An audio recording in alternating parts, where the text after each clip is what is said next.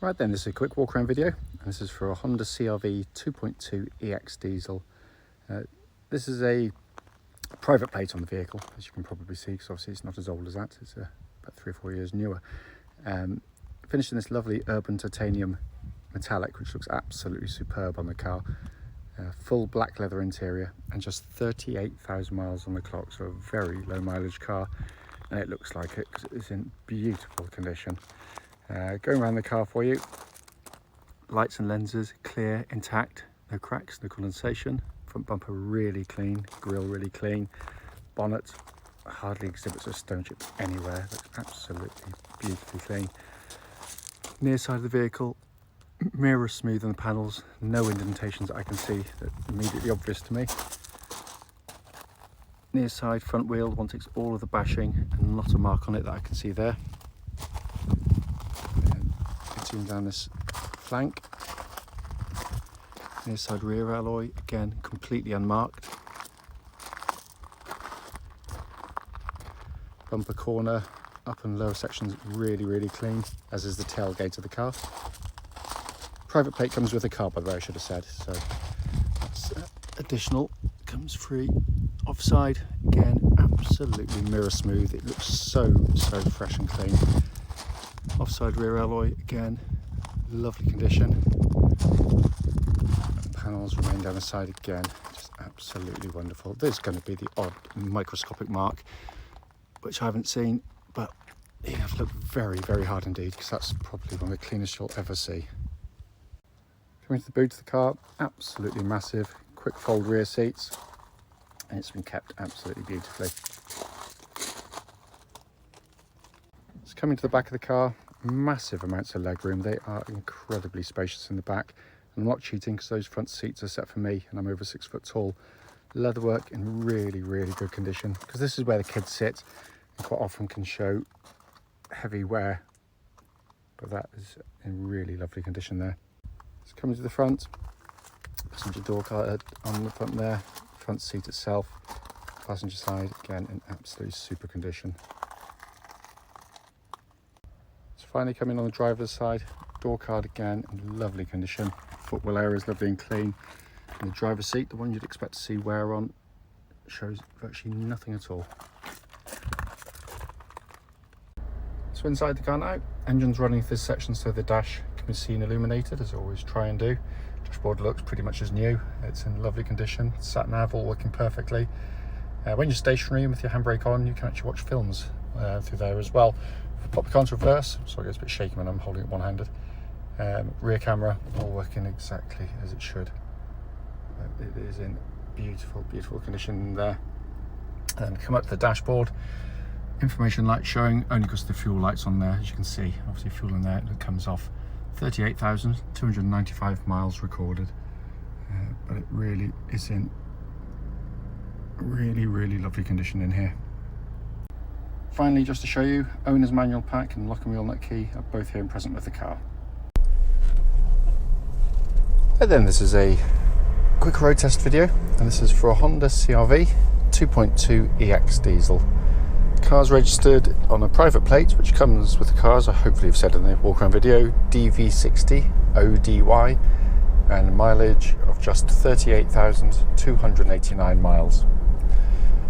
The reason we do all of our videos is very simple. It's because we want to ensure that if anyone is online looking at our cars in the adverts we place, they actually get to see the very car advertised in operation.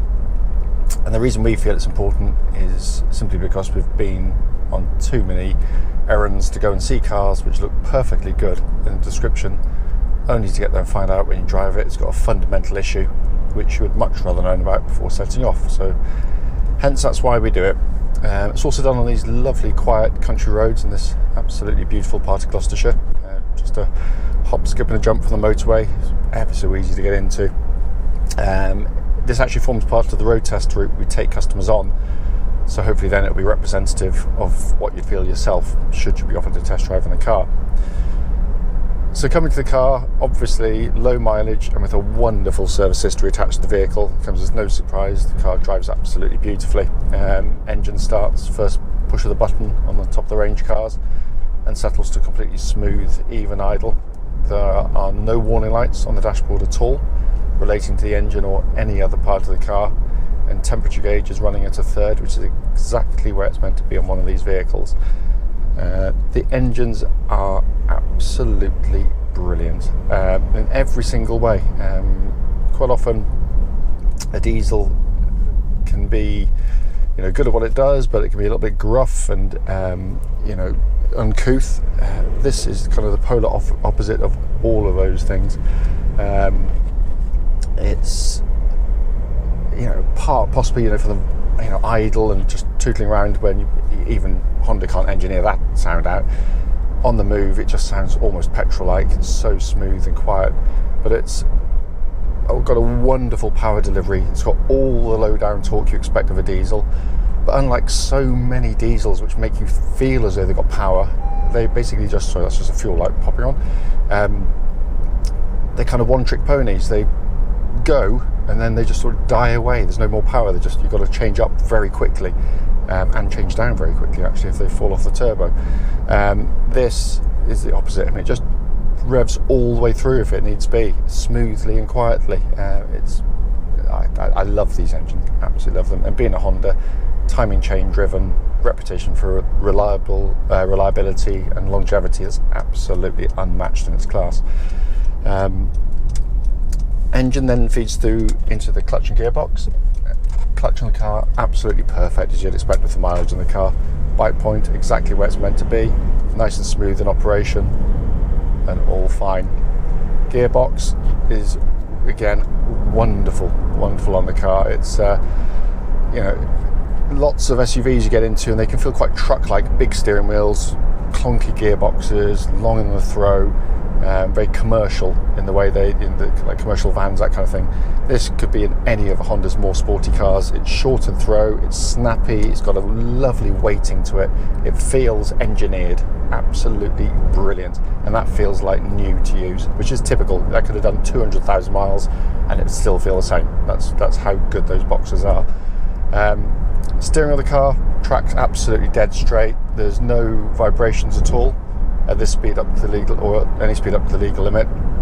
And again, a really nice system to use. Going through corners like this a bit quicker than normal, minimal turn in, holds its line absolutely beautifully, precise, accurate, really well done, and suits the car and the character of the car and what it's designed to do perfectly well.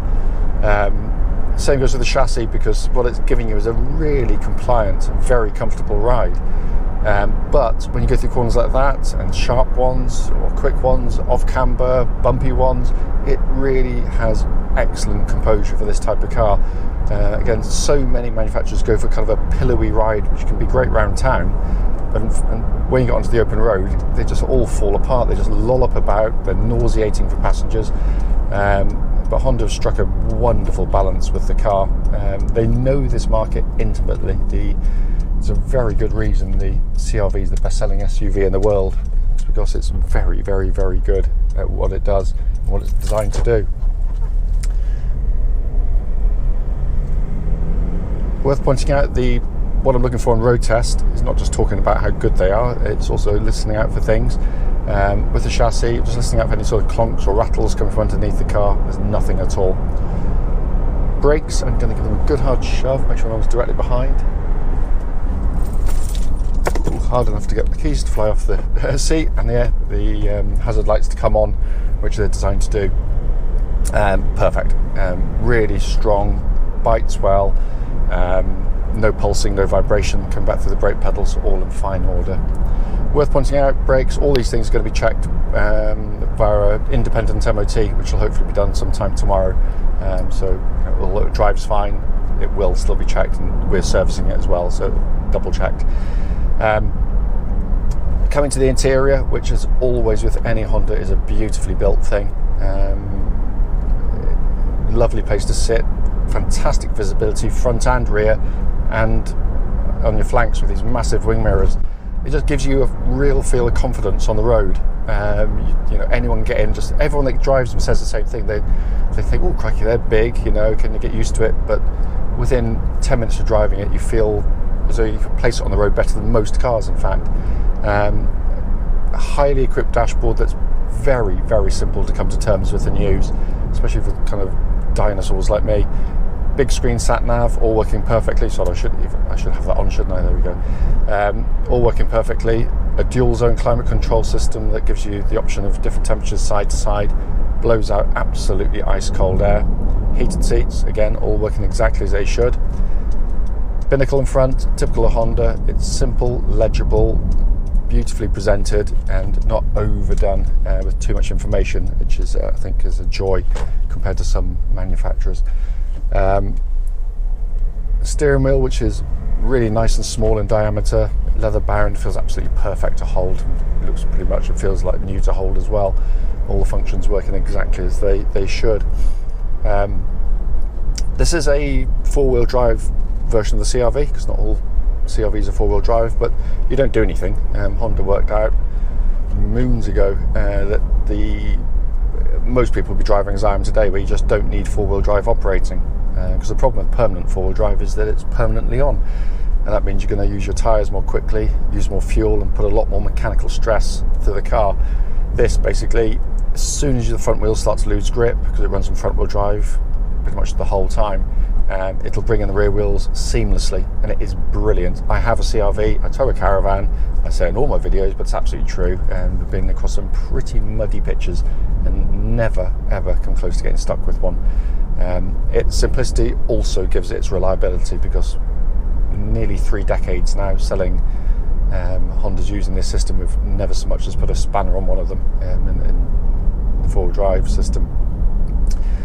As I said at the start, brief as it may be, just to show the car in operation, the car drives absolutely perfectly, as you'd expect, of course, with such a low mileage. But it's also very, very easy to see exactly why these are, so I've passed them about 3 times now, why they're so sought after. It's a very high quality machine, which is why they're generally a bit dearer than their competitors as well. So quite often you have to buy a plate or 2 older for the same mileage. But in my experience, it's well worthwhile. It pays dividends in the long run. As always though, if you've got any questions about the car, don't hesitate, do give us a call.